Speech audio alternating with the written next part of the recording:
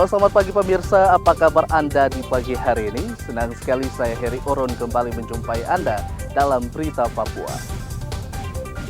Sejumlah informasi dan berita aktual telah kami sajikan dalam tim redaksi kami. Berikut 3 berita utama yang akan kami sajikan untuk Anda.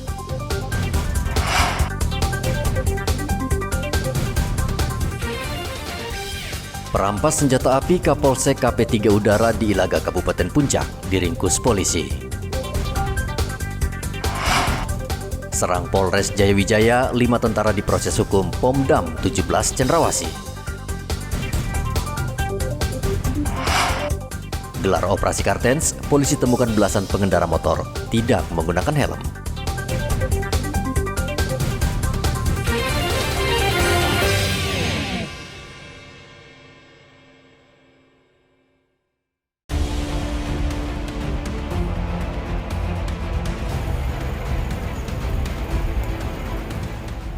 Satgas Operasi Damai Kartens menangkap pelaku perampasan senjata api milik anggota Pospol KP3 Polres Puncak. Jukius Tabuni ditangkap di Kampung Kago, Distrik Ilaga, Kabupaten Puncak. Saat diringkus, Jukius mengendarai sepeda motor dan berhenti di depan kios. Tidak berapa lama kemudian aparat datang dan langsung menyergap pelaku. Pada hari Sabtu tanggal 2 Maret 2024, sekitar pukul 10.00 waktu Indonesia Timur, kami telah berhasil menangkap satu anggota KKB atas nama Jukius Tabuni. Usia ditangkap pada saat yang bersangkutan sedang mengendarai sepeda motor dan berhenti di depan kios serba murah yang ada di Kampung Kago, Distrik Ilaga. Merupakan DPO kami yang terlibat dalam peristiwa perampasan senjata. Jukius Tabuni merupakan anggota kelompok kriminal bersenjata Puncak. 1 Februari lalu ia nekat merampas senjata api milik polisi di Pasar Ilaga. Selain merampas senjata, Jukius juga terlibat penyerangan polisi serta pembunuhan warga di Puncak.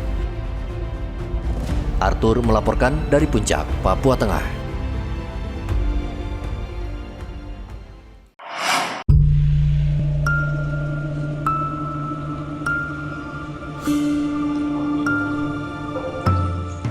Puluhan tentara dari Batalion Infanteri 756 Jayawijaya menyerang markas Polres Jayawijaya. Diduga penyerangan Mapolres dilatari keributan di lapangan futsal. Pangdam 17 Cendrawasih, Maijen Ishak Pangemanan mengatakan sudah memeriksa 21 tentara dan 5 diantaranya sudah diproses hukum. Ya, semua diperiksa, ya. Yang melanggar aturan, melanggar hukum harus dihukum. Ya, dari 21 itu kita pisahkan mana yang memang harus diproses hukum. Ya, yang menggerakkan, yang terlibat dalam pengerahan itu dari 21 itu sudah kita temukan 5 dan 5 ini akan kita proses hukum semuanya. Ini bukan jiwa korsa sebenarnya.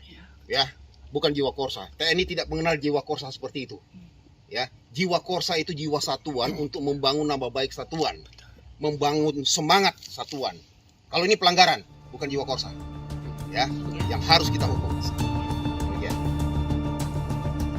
Pangdam juga menghimbau kepada anak buahnya agar tidak melakukan tindakan di luar aturan. Penyerangan Mapolres itu mengakibatkan 8 kaca di ruang SPKT pecah. Arthur melaporkan dari Kabupaten Jayawijaya, Provinsi Papua Pegunungan.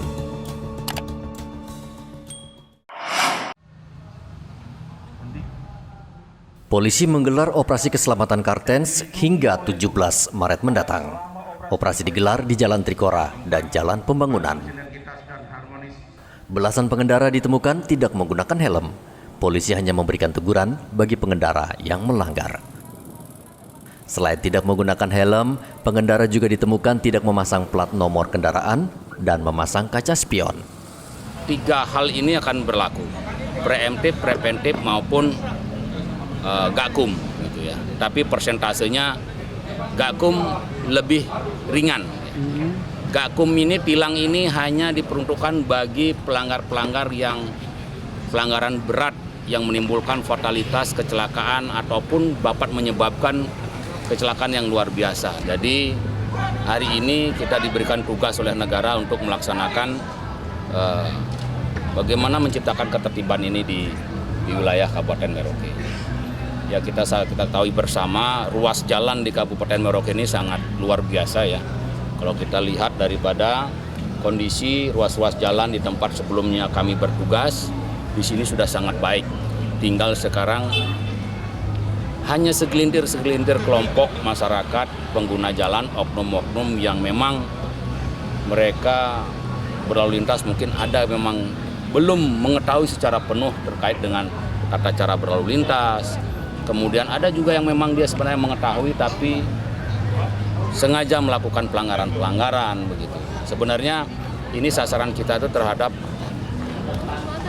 ketertiban berlalu lintas yang rawan menimbulkan fatalitas kecelakaan.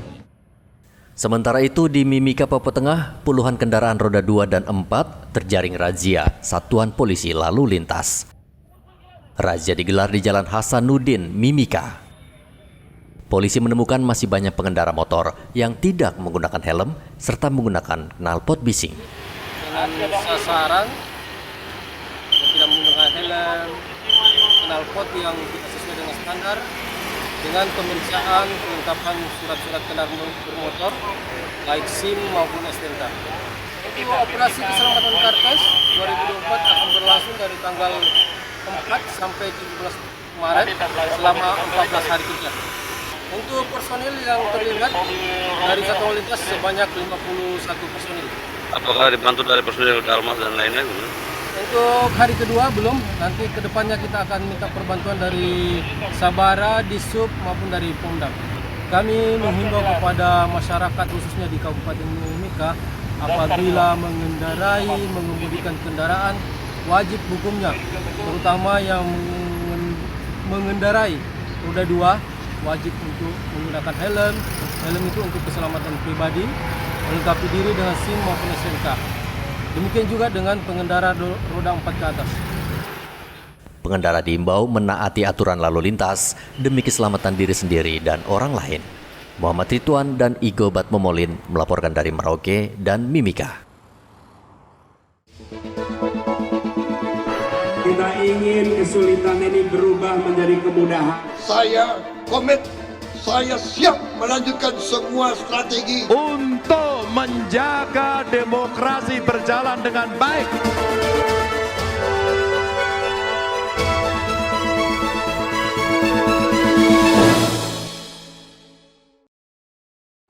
Selamat siang, salam sejahtera bagi kita sekalian. 130 polisi dikerahkan untuk mengamankan rapat pleno rekapitulasi penghitungan suara tingkat Kabupaten Kerom di Gedung Pramuka, Arso Swakarsa. Polisi ditempatkan di setiap pintu masuk, mencegah adanya penyusup dan keributan. Dan kita menerjunkan satu harinya 130 personil untuk melaksanakan pengamanan. Dan juga kita ada mendapatkan BKO Brimob, satu peleton, ikut melaksanakan pengamanan pada hari ini. Dan memang tadi sesuai dari arahan Kabakop, juga saya tambahkan tadi, pengamanan ini dilakukan dengan humanis. Apabila ada hal-hal yang memang nanti akan mengganggu, tentunya kita berupaya seminimal mungkin melakukan tindakan yang sifatnya sedikit represif ya, tapi kita utamakan adalah humanis. Tentunya ini adalah pesta demokrasi, pestanya rakyat, dan apapun hasilnya kita harapkan semua pihak bisa menerima. Dan tadi anggota kita sudah siap melaksanakan pengamanan, jadwalnya sampai jam 10 malam ataupun sampai tengah malam pun personil sudah disampaikan untuk siap secara mental, fisik dengan baik. Sementara itu di Merauke, Papua Selatan, Gubernur meminta warga membantu kepolisian menjaga keamanan. Masyarakat diminta tidak mudah terprovokasi dan tetap mempercayakan proses rekapitulasi kepada KPU dan Bawaslu. Sebentar lagi kita akan memasuki bulan suci Ramadan. Untuk itu atas nama pemerintah dan masyarakat Provinsi Papua Selatan kami mengucapkan selamat memasuki bulan Ramadan. Selamat melaksanakan ibadah puasa. Mari kita sama-sama menjaga kondusivitas, keamanan dan ketertiban di tengah-tengah masyarakat. agar umat Islam dapat melaksanakan ibadah puasa dengan baik dalam kemudian menyambut Idul Fitri dengan baik, dengan aman, damai dan tertib. Terima kasih. Tahapan pemilu saat ini sudah berada di tingkat kabupaten dan rencananya pada 20 Maret mendatang akan selesai di tingkat nasional. Arthur dan Muhammad Ridwan melaporkan dari Kerom dan Merauke. Kita ingin kesulitan ini berubah menjadi kemudahan. Saya komit, saya siap melanjutkan semua strategi untuk menjaga demokrasi berjalan dengan baik.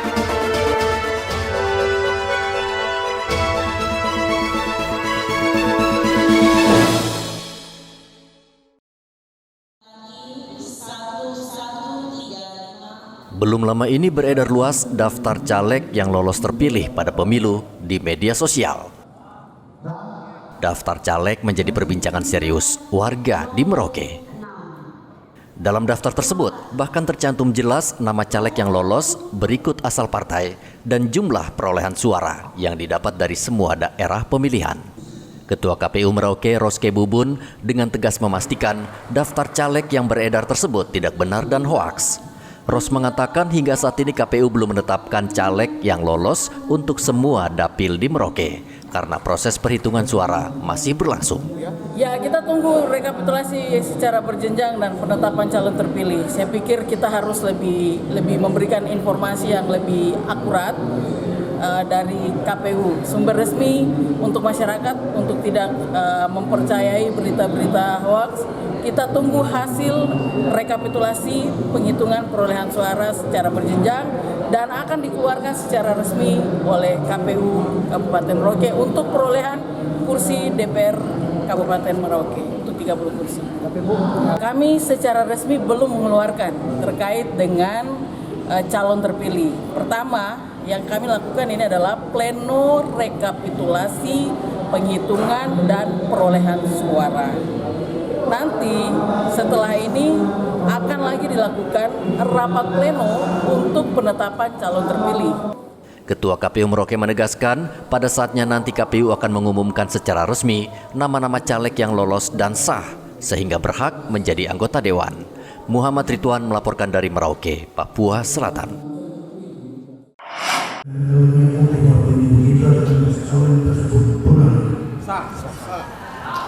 46 pasangan suami istri beragama Islam mengikuti nikah massal gratis yang diselenggarakan pemerintah Kota Jayapura di Aula Siansor, kantor wali kota.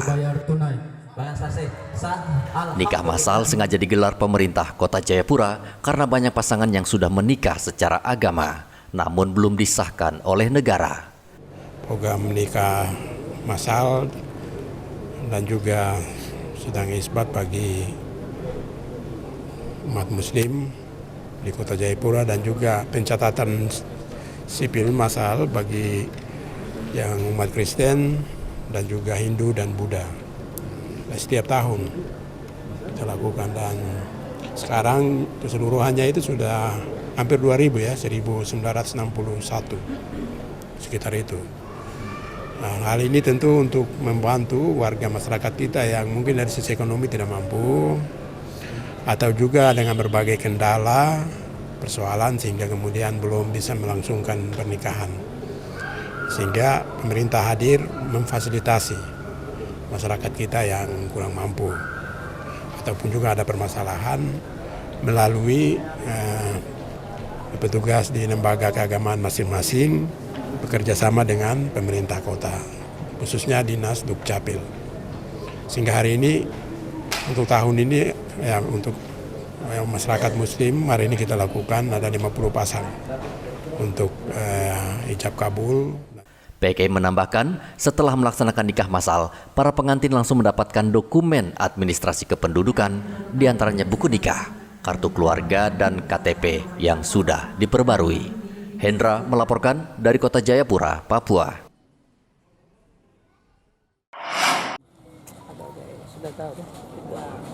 Pemprov Papua Selatan akan terus melanjutkan program beras murah untuk membantu masyarakat, khususnya rakyat miskin yang terbebani dengan harga beras yang saat ini terus naik. Program beras murah ini akan dilakukan di kabupaten lainnya seperti Asmat, Kabupaten Mapi, dan Kabupaten Bovendigul.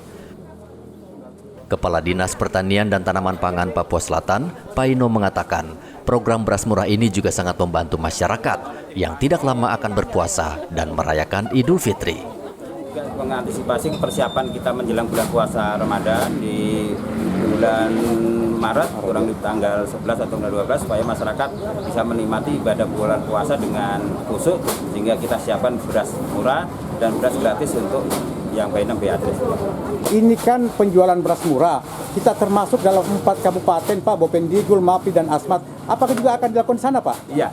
Nanti kita akan sisir ke sana, nanti setelah kita sisir di Merauke sini, nanti mungkin kita sisir ke sana, nanti kita akan koordinasi dengan Pak Gubernur kaitan dengan biaya angkut ke sana ke 3 kabupaten. Kalau nggak Merauke, habis sisir ke Merauke, mungkin nanti kita sisir ke wilayah pinggiran, supaya masyarakat menikmati hasil beras murah ini.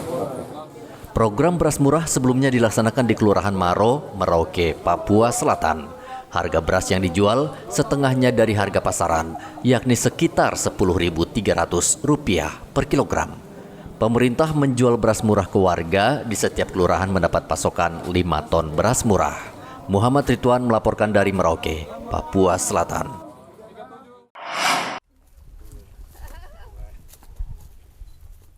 Pemerintah Kota Jayapura menanam 650 bibit cabai untuk menjaga ketahanan pangan menjelang bulan suci Ramadan. Lahan yang dipilih berada di Koya Timur, Distrik Moratami, Kota Jayapura.